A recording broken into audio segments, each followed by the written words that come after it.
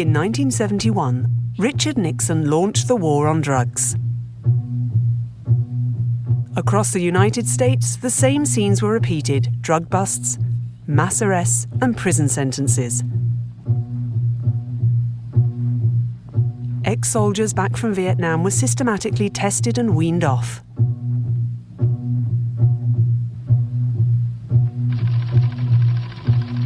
The world's leading producer of heroin, France, was in Washington's sights. The Corsican Mafia, the pillar of the French Connection, was the #1 target. For 20 years, the Corsican mob prospered due to denial, impunity, and protection. Then suddenly, Nixon thumped his fist on the table. France witnessed its first deaths by overdose. Heroin became a major public health issue. French President Georges Pompidou welcomed Nixon's pressure. His Secret Service was beyond control. The drug rings needed to be broken up. With the help of the Americans, who sent machines, cars, and equipment, and who financed the operations, it became possible to disband parts of the drug syndicate and close down the clandestine laboratories.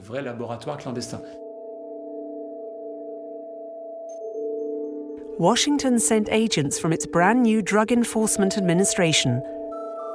Specializing in intelligence, the DEA partnered the French police in its investigations. Within 5 years, 3,010 traffickers and dealers were arrested, and the chemists of the Corsican Mafia fled. The French Connection was dismantled. Nixon's drug war was, in one sense, brilliantly successful.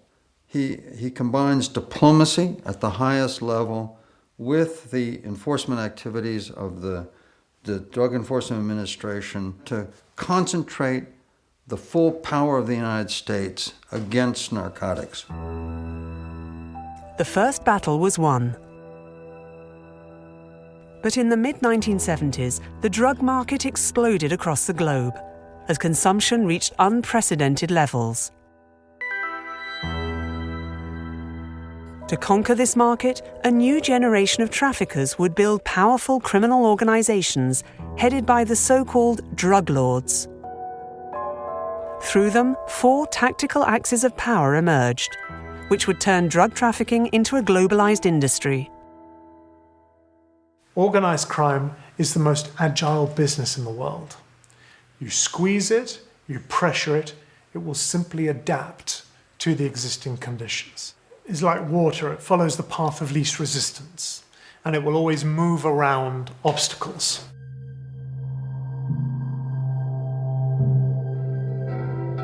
From the ashes of the old world, drug traffic rose and reorganized at lightning speed. In Mexico, those who had been farming poppies and marijuana for 20 years were the first to understand.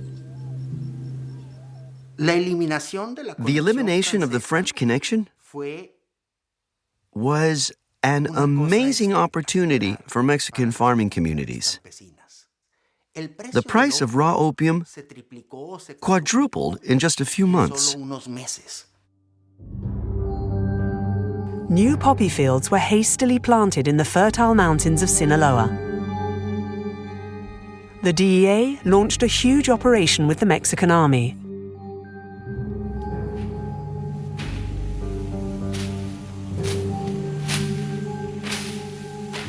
In 1976, Washington supplied all kinds of herbicides to spray over the poppy and marijuana fields. Whole villages were forced to migrate. Small producers and smugglers were jailed. The farmers who managed to survive did so by being better negotiators and by being more inventive, both in their produce and in the way they trafficked it. The survivors of this vast operation shifted their production and organized themselves under the leadership of a trafficker from a poor family in Sinaloa, Miguel Ángel Félix Gallardo. He's a very interesting guy. He was a former federal policeman, so he understood the workings of the police. Very important to any drug trafficker. He also was, for a time, a bodyguard to the governor of Sinaloa. So he understood the political world. And he understood the drug trafficking world. So if you've got a foot in those three worlds, that's a recipe for success. Felix Gallardo based himself in Mexico's second largest city, Guadalajara. By uniting the smartest producers and traffickers, he would gain control of nearly all of the country's heroin and marijuana markets. The first big Mexican drug cartel was born.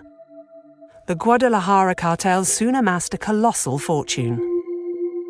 Felix Gallardo became a member of the executive committee of a bank where he was able to massively launder all the profits of his and his cartel members' international trafficking.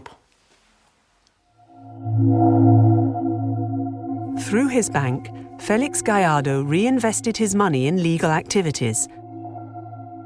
He became a respected businessman and delighted in rubbing shoulders with Mexican high society.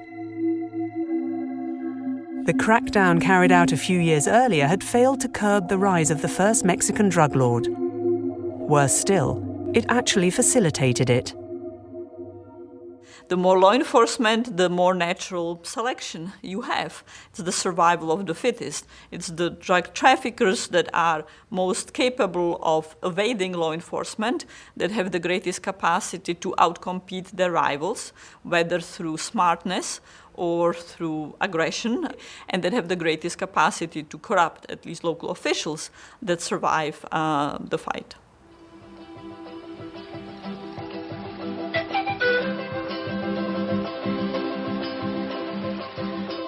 As heroin continued to flow onto the American market, another drug surfaced deep within the Andes: cocaine. In Peru and Bolivia, where the coca leaf had been used for millennia to ward off hunger and altitude sickness, chemistry waved its magic wand. When you see how this drug is made, it doesn't give you the desire to try it. The coca leaves are macerated for 3 days in kerosene. The concoction is mixed with lime and left to macerate again. The stench is revolting. This fearsome chemistry continues with additions of acid, ether, and acetone.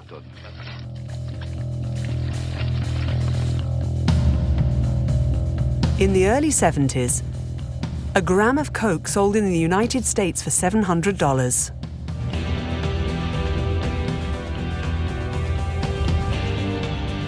Extremely rare, the white powder lit up the world of finance, the wolves of Wall Street and the jet set.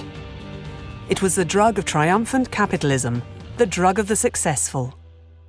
There was actually a Time magazine cover, the champagne of drugs. Here's a wonderful drug that you can get high on, and it's not addictive. Wrong. Dead wrong. But as a result, there are political consequences. The DEA was instructed, you will devote all your investigative effort toward heroin. You will not devote investigative effort to cocaine trafficking. The path was open for the large-scale control of this new market. In Colombia, a handful of criminals began production without encountering the slightest obstacle. A poor country, Colombia was a vast territory of jungles and mountains which escaped all state control. There the traffickers were kings.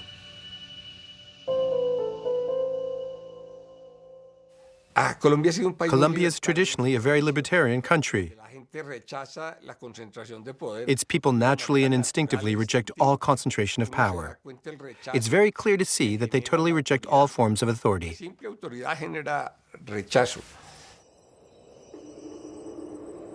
In the early 1970s, Colombian traffickers bought cocaine in Bolivia and Peru and smuggled it into the United States. The frenzied American market brought them mind-boggling profits.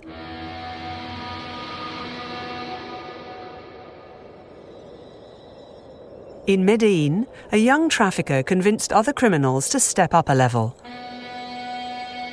Together, they would increase deliveries and seize control of the cocaine market. This was the birth of the Medellin cartel. Pablo Escobar was the enforcer. Every drug trafficker had to pay him a percentage. And he provided a series of services in exchange for that percentage. One, he guaranteed loads. So he would put together loads from various different traffickers, and then he would ensure they were delivered to the United States. If a shipment was lost, he would make it up. He didn't invent cocaine trafficking, he industrialized it and moved it to this enormous scale. The Medellin cartel purchased a fleet of aircraft and began smuggling tons of cocaine into southern Florida.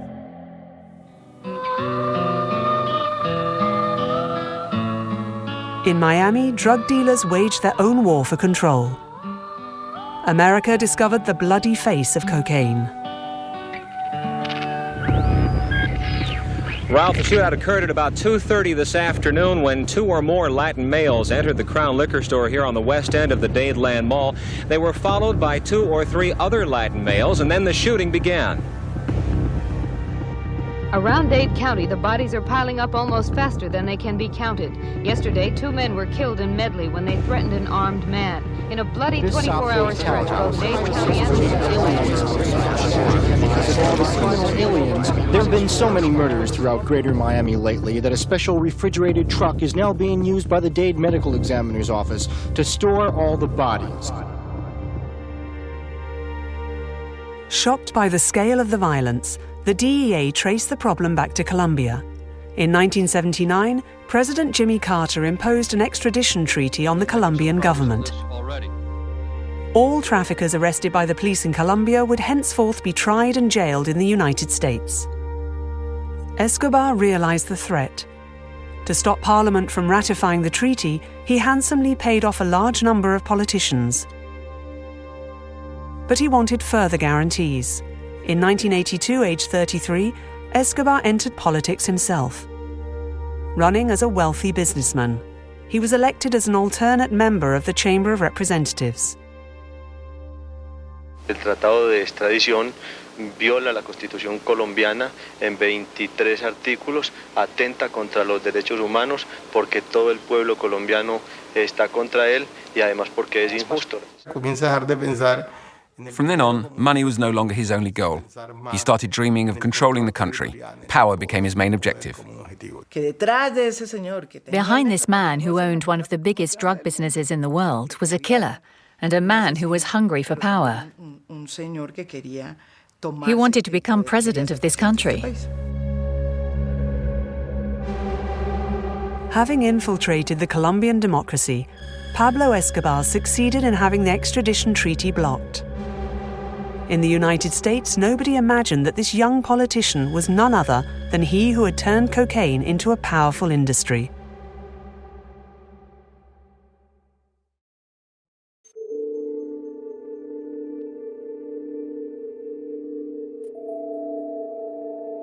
The industrialization of drugs was also ongoing in Asia. After the Vietnam War and the departure of American GIs, Thailand sailed alone in a sea of red. The kingdom feared communist incursions into its territory. A young warlord would take advantage of this new geopolitical order. He went by the name of Kun Sa, the Prince of Prosperity. Kun Sa is an extraordinary figure. Kun Sa is of that kind. An inconsequential individual who would have had a life as a market trader or a farmer or a localized businessman who gets transformed into a man of extraordinary power. Born in Burma, and having received military training as a youngster, he became a militiaman in the pay of the ruthless Burmese dictatorship. Kun Sa then founded his own army financed by the opium trade. Soon at the head of 2,000 armed men, he crossed the border and sold his services to the powers that be in Thailand.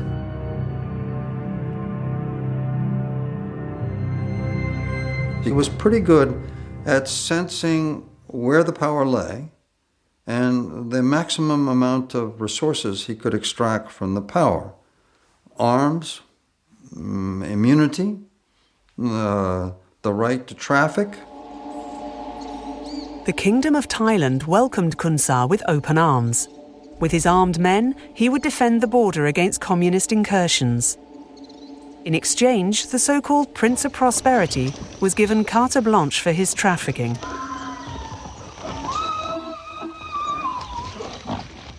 His opium caravans freely travelled across borders. The Thai Supreme Command had base camps for them, protected them, and of course received a percentage of their profits.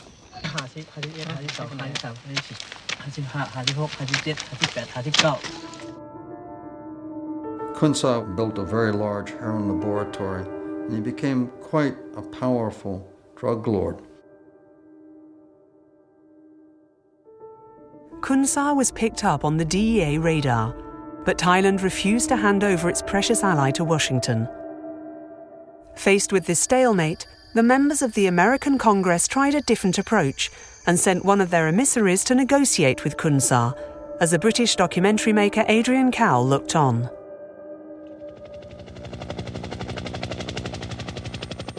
As we had introduced Joan Ellis, Chief Counsel of the Congressional Committee, we were allowed to film this historic meeting.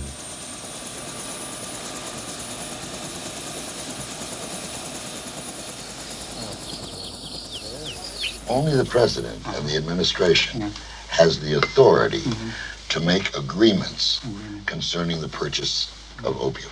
Let me ask Kun Sa, what would have to be done to eliminate opium production in the Shan states?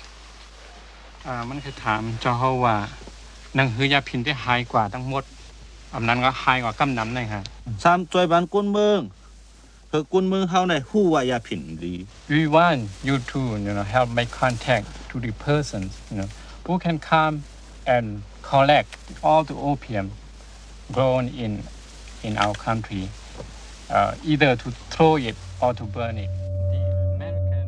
In this game of diplomacy, Kun Sa didn't present himself as a drug trafficker, but as a defender of his people, the Shan, who were being brutally repressed in Burma.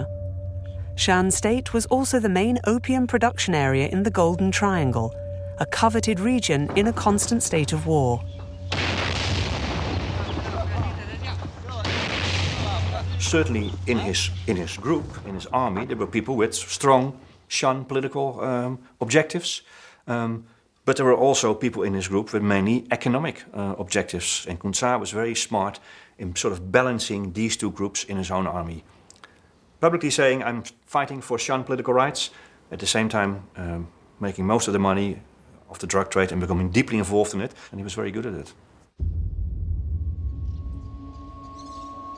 Kun Sa boasted that he was powerful enough to assemble all the opium production of Shan State and transfer it to the United States in exchange of a few $1 million with which he could help his people. The proposal made its way to the White House, but Washington preferred strong-arm tactics. To eradicate opium from the Golden Triangle, the US armed the Burmese military and its bloodthirsty generals. American helicopters failed to destroy a single opium field, instead firing on rebelling minorities.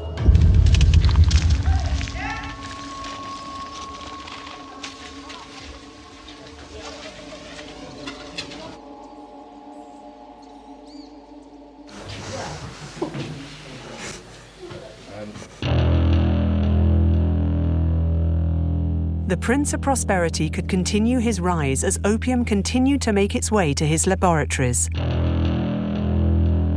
Protected in Thailand, he stepped up production and was given a new nickname, the King of Heroin.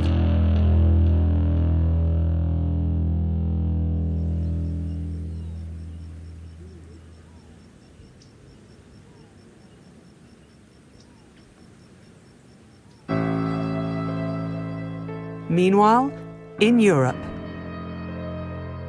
In the mid-1970s, a small group of Cosa Nostra mobsters hired the former French Connection chemists. Known as the Godfathers of Palermo, they brought in opium from the Middle East to supply their illicit labs on the Sicilian coast. The Godfathers set up a distribution network in the United States in pizza restaurants in the New York area, soon baptized by the FBI as the Pizza Connection. Very soon, the sums of money involved became astronomical. Sicilian banks were unable to soak up all the cash generated by the traffic. The local Sicilian banking system exploded, so some of this money made its way to countries with strict banking secrecy policies, such as Switzerland, and a whole system in place to cover any tracks. Since the early 20th century, a parallel financial system has been put in place to get around the tax laws of Western nations. And mobsters realized, once they started earning big bucks, that this system worked wonders for them. The mafia didn't create this capitalist financial system. Everything was organized so that tax evasion remained secret. In Sicily, the nouveau riche of the mafia showed off their luxury cars and private yachts. The other mafia families who weren't rolling in this new money were infuriated. But the Godfathers of Palermo didn't care. They were protected by fearsome henchmen. From the small village of Corleone, their leader, Toto Riina, was the bloodthirstiest killer ever recruited by Cosa Nostra. For Riina, killing a man was as easy as lighting a cigarette. When something didn't suit him, he'd say, "We'll kill him." Nobody dared to upset Riina, because if he did, he knew he wouldn't be going home for dinner. The Godfathers of Palermo saw Riina as a brainless psychopath. But instead of wiping out the families that were angry with Cosa Nostra, Toto Riina united them to grow in strength. The various families provided him with dozens of new killers.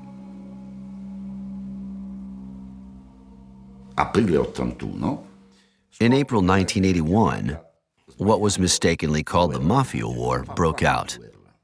It wasn't a war at all. A war presupposes two armies going face to face and the strongest winning. Here, there was only one army, Riina's. This was a liquidation.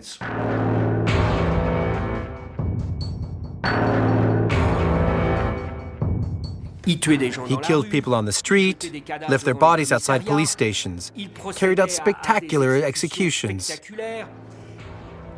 Whereas the old-school Sicilian mafia generally used the so-called lupata bianca, white wolf, meaning a murder with no body, so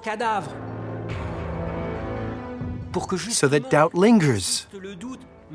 Of course he's not dead. He's gone to the United States.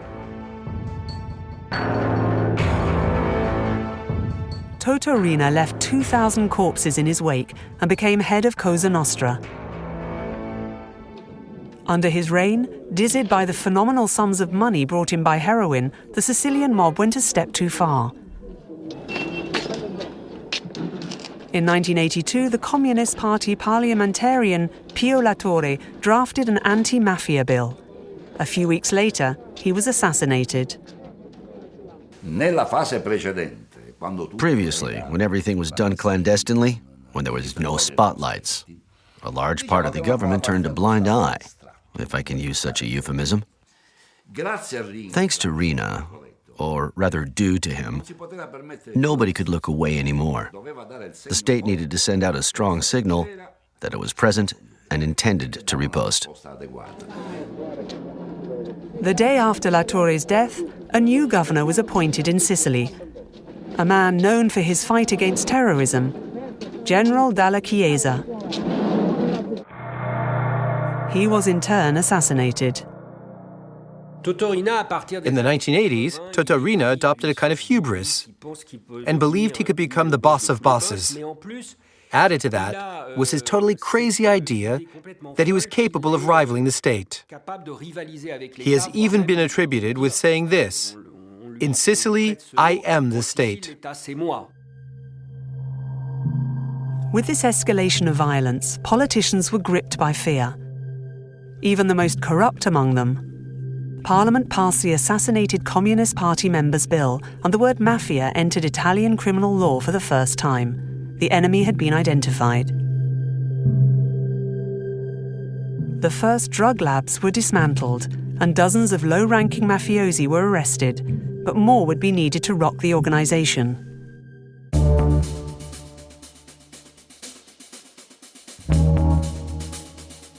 Cosa Nostra's white powder was flooding New York. In 1982, the Big Apple accounted for half of the United States' 200,000 heroin addicts. For President Reagan, the drug challenge was even greater than the one Nixon had faced. Especially since a new epidemic was spreading, the country now counted 10 million users of cocaine.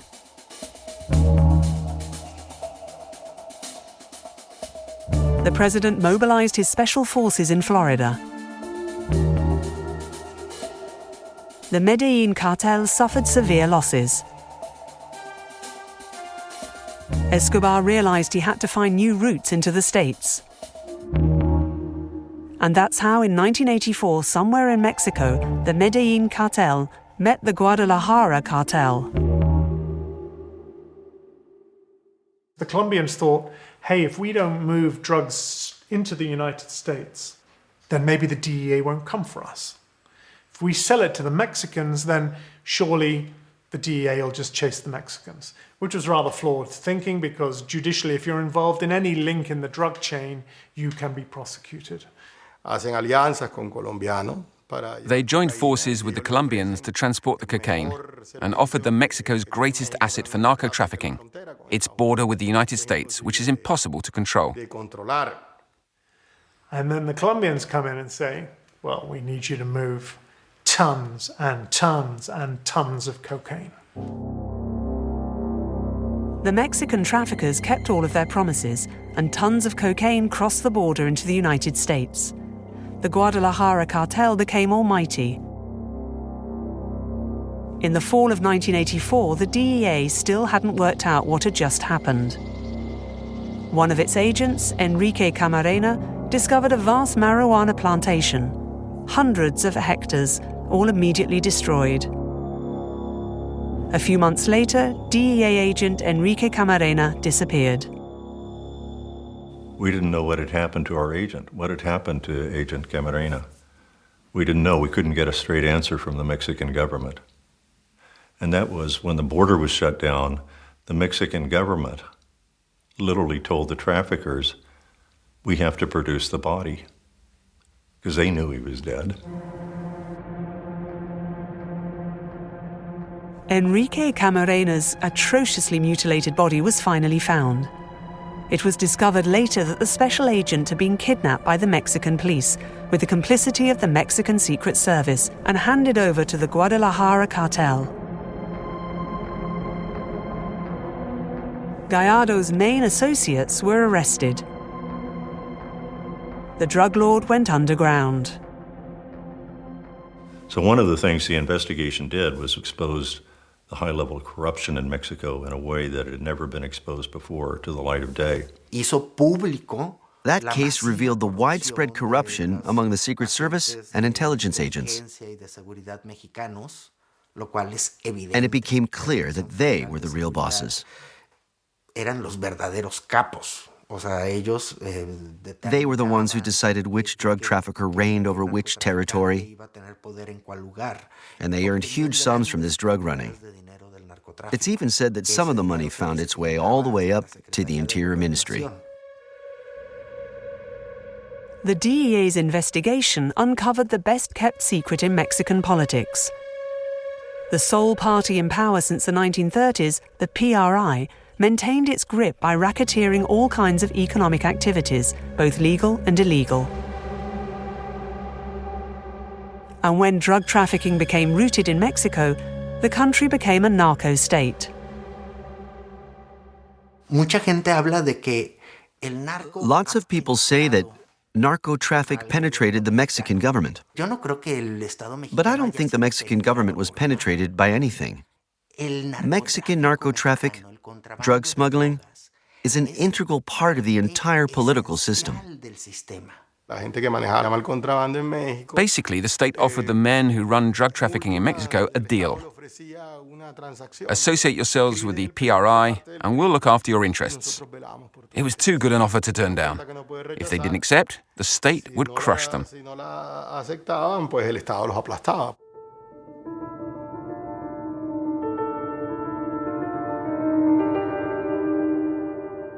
In Colombia, the truth came out at the same moment. In 1984, the new Justice Minister, Rodrigo Lara, found the courage to unmask Pablo Escobar. Colombia tiene su parte de compromiso en la droga porque es un país utilizado como punto de tráfico, como centro de procesamiento y como sitio de producción. In Parliament, Rodrigo Lara publicly accused Escobar of being a drug trafficker. El señor ministro de Justicia tiene un plazo de 24 horas para que presente las pruebas concretas de la sindicación que me hizo en el día de ayer en la Cámara de Representantes. Too sure of himself, Escobar had forgotten one detail. An old case resurfaced when a reporter from the popular daily El Espectador discovered in the newspaper's archives an article that had appeared in 1976. The young Pablo Escobar arrested in possession of 19 kilos of cocaine. For the first time, we had solid proof that Pablo Escobar, who couldn't be accused or indicted for anything through lack of proof, was heavily involved in drug trafficking. In a surprising move, Congress removed his parliamentary immunity, and Escobar was forced to go underground. He would never be an official politician, nor an official drug trafficker. Justice Minister Rodrigo Lara embarked on a crusade. He grounded Escobar's planes and demolished his labs in the jungle.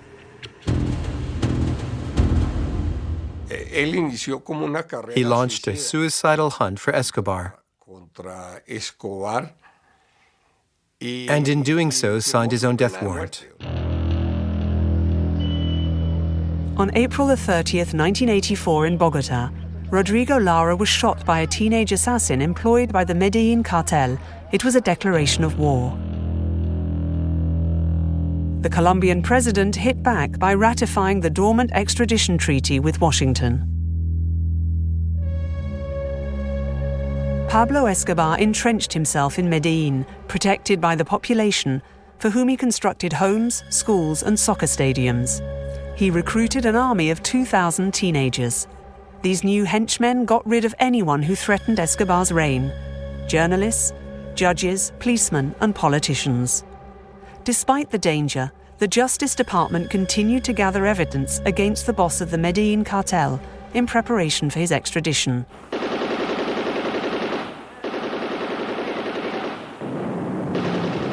In 1985, Escobar made a pact with the Marxist guerrilla group M19, which led an assault on the Palace of Justice in Bogota. Pablo Escobar's case file was destroyed. After a 2-day siege, the Palace of Justice went up in flames.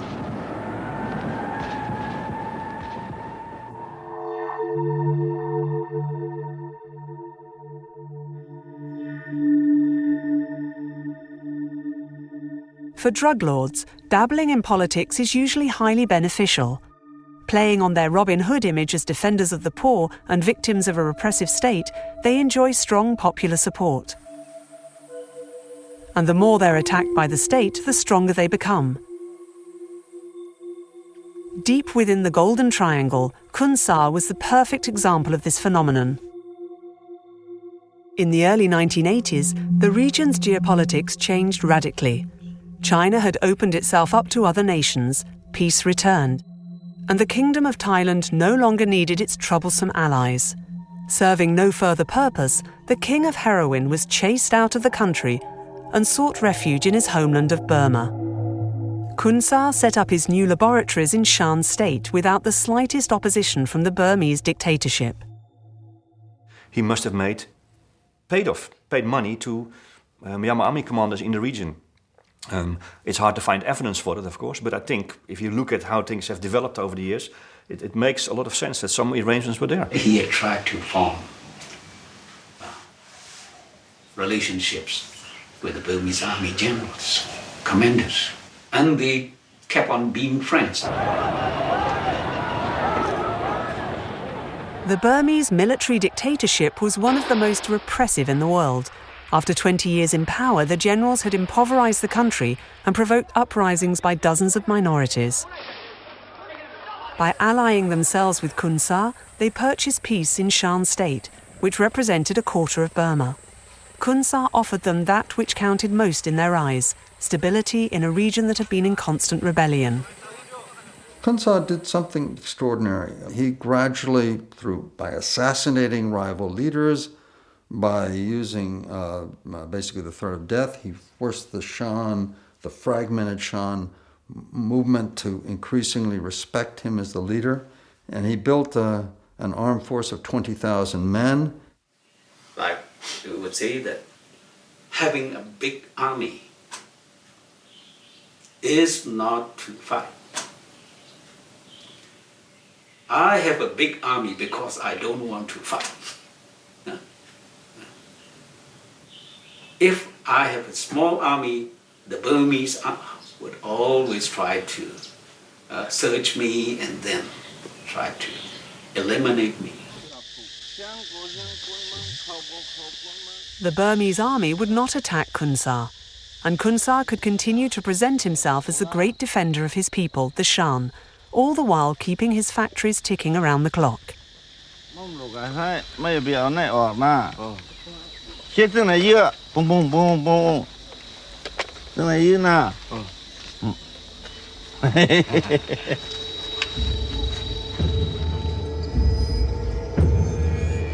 Khun Sa flooded the heroin market by selling his drugs cut price.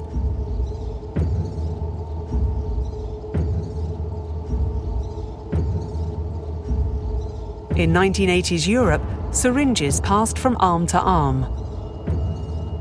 Addiction and AIDS spread, sowing the seeds of death.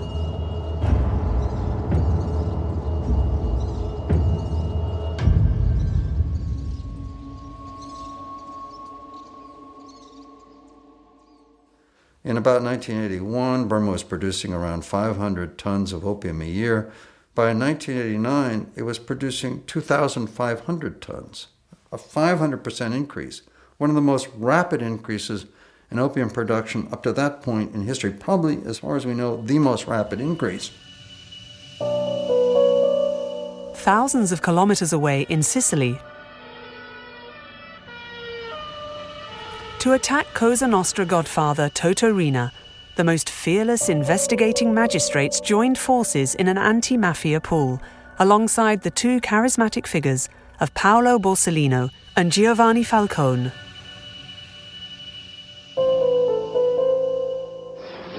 Pensez-vous qu'un jour, nous verrons la fin de la mafia? Je crois que nous ne la verrons ni vous ni moi. One day he said this to me. You know, Giuseppe, drugs leave no trace. You have to catch someone red-handed, otherwise you get nothing. But money does leave traces. So it was obvious we had to attack the mafia's bank accounts. They started looking into their cash flows, and Falcone, even before there was anti-money laundering legislation, tried to track dirty money and hit the mafiosis' wallets. He carried out detailed financial investigations, which also taught him a great deal about how financial markets, banking systems, and banking secrecy worked. Judge Falcone tracked the money to the tax havens of Switzerland, Panama, and Guernsey, and initiated more than 20,000 banking investigations. Falcone's method then followed the money across the Atlantic to the United States, where he worked closely with the FBI to unravel the pizza connection.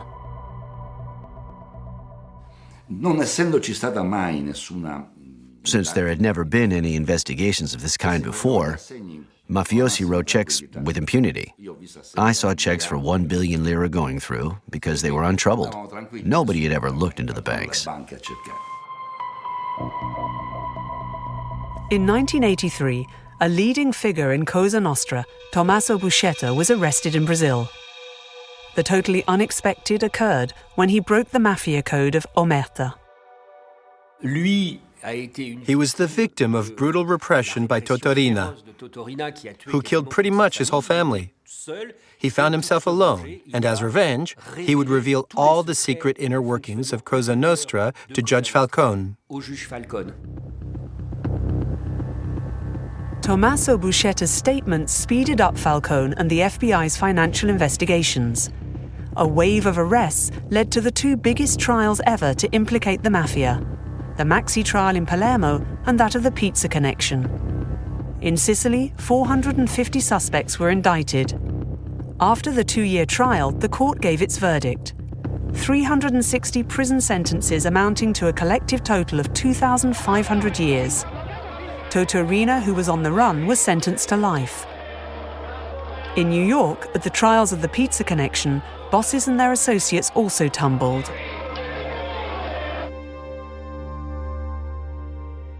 We never seized a single gram of heroin. Everything was reconstructed thanks to international cooperation and money transfers. Without Falcone, the whole investigation would never have been seen through. Thanks to Falcone, the terms money laundering and offshore accounts entered into common usage. The Italian magistrate had found the fatal weapon that could bring down drug trafficking, tracking money to where it was stashed, in the banks. It frightens the drug traffickers way more than some of their leadership being killed. If we're talking about money laundering, the international market is where serious blows can be dealt. Drug trafficking is targeted through money laundering, but money laundering stretches much further than drugs. Everything is in place for cash to flow as freely as possible. There is a financial deregulation which allows more fluid movement of people and merchandise.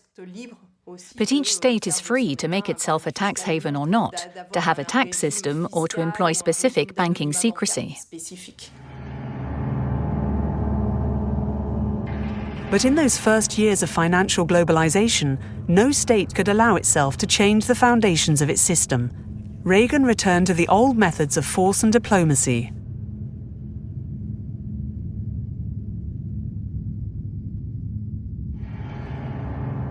In 1988 in Mexico, Felix Gallardo was dropped by the men in power. But from his prison cell, the trafficker dissolved his cartel and split up his territories among his young guns. All trace was lost of what was once an easily identifiable organization. From then on, each border post was controlled by a new cartel. Washington would only realize this much later.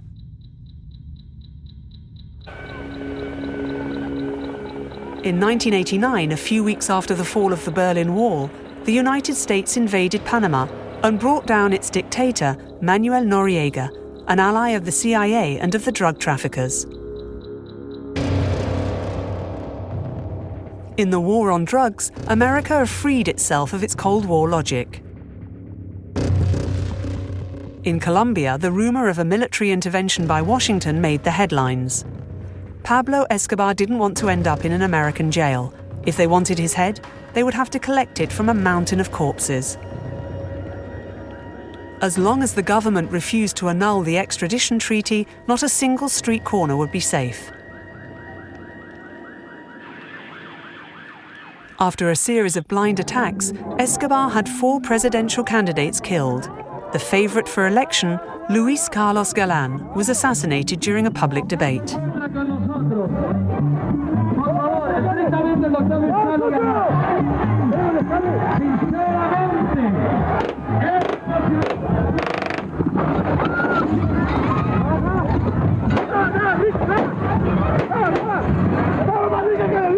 He was replaced by his campaign manager, César Gaviria, who luckily escaped an attempt on his life. Still today, it's hard to grasp the difficulty of the challenges that faced us back then. The complicity, for example, among the law enforcement agencies, the police, the army, in the deaths of certain public figures. Why do I say that? Because when you see complicity like that, you realize what little control we had over the country. The cartels had turned Colombia into a living hell. Elected President Cesar Gaviria held one of the most dangerous positions in the world. To stop the carnage, he negotiated the conditions for peace with Pablo Escobar. In exchange for his arrest, he promised to revise the constitution and withdraw the extradition treaty. It was a massive challenge. We needed to find a response which was not authoritarian but democratic to a crisis of terrifying violence. On June the 19th, 1991, the boss of the Medellin cartel surrendered to the authorities. On the wall of the living room of his prison cell, which had been decorated to his taste, Pablo Escobar proudly displayed his DEA arrest warrant. For Colombia, denounce the narco-traffickers. Wanted, Pablo Escobar Gaviria. Reward, 2,700,000 pesos. But Escobar didn't stay long in his bunkered palace. He soon realized he was losing control of the drug traffic and organized his escape. His competitors and associates who had taken advantage of his absence would join forces to bring him down. The mobsters decided to cooperate with the police. With the help of their killers and informants, the manhunt made rapid progress.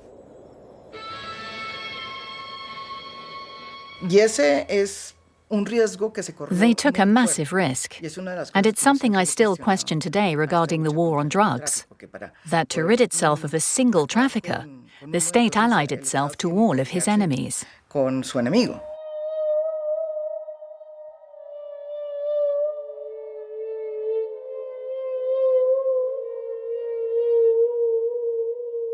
On December 2nd, 1993, Pablo Escobar was shot dead on a Medellin rooftop. It took the combined efforts of all parties, the DEA, the Colombian police force, and the drug traffickers, to finally bring down the biggest cocaine trafficker in the world.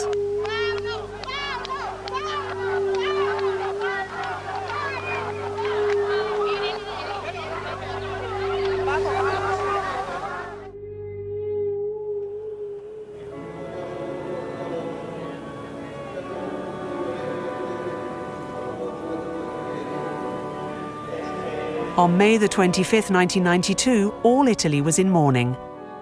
Inside the church, the voice of a woman spoke out. A nome di tutti coloro che hanno dato la vita per lo Stato. Chiedo innanzitutto che venga fatta giustizia, adesso, rivolgendomi agli uomini della mafia, perché ci sono qua dentro. Io vi perdono, però mi dovete mettere in ginocchio, però. Se avete il coraggio di cambiare, loro non cambiano. Avete il coraggio? Di cambiare. Oh,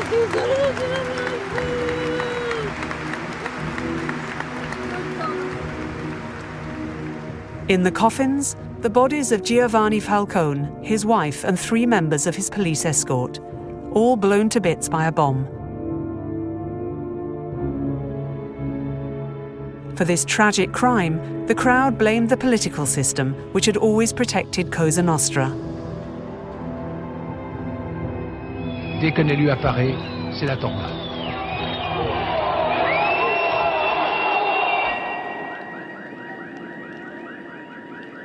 In turn, Judge Paolo Borsellino would also die in a car bomb attack.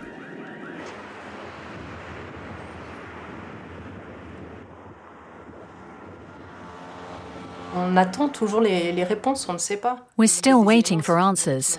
There are things that have never been revealed, archives that have never been made public. But one thing is clear.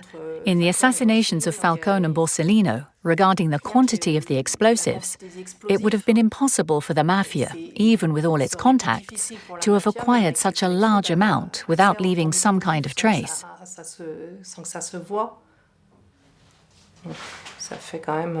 So there are a lot of grey areas. The FBI investigators who were close to the two Italian judges arrived, bringing support and brand new technology. For the first time in Europe, DNA samples were collected from the crime scenes. More than 1,000 people were arrested. Toto Riina's tactics were turning against him. Betrayed by his own men, the boss of bosses was jailed in 1993 and would die behind bars 25 years later.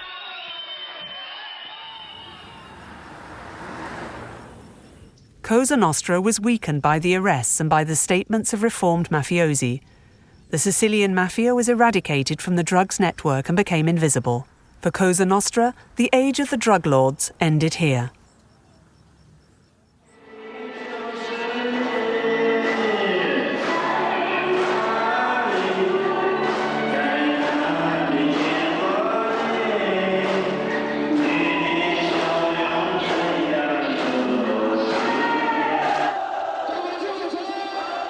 Only one drug lord remained in place, Kun Sa.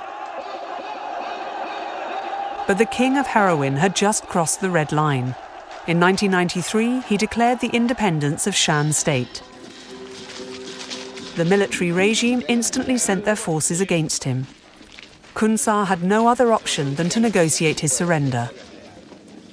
Without a shot fired, Burmese troops dominated Kun Sa's capital. In 1996, the dethroned king of heroin was granted a peaceful retirement surrounded by friends and family. Here he was, arguably the most powerful single drug lord ever. And yet, once he fell from power, the downfall of history's most powerful drug lord had very little impact on the traffic.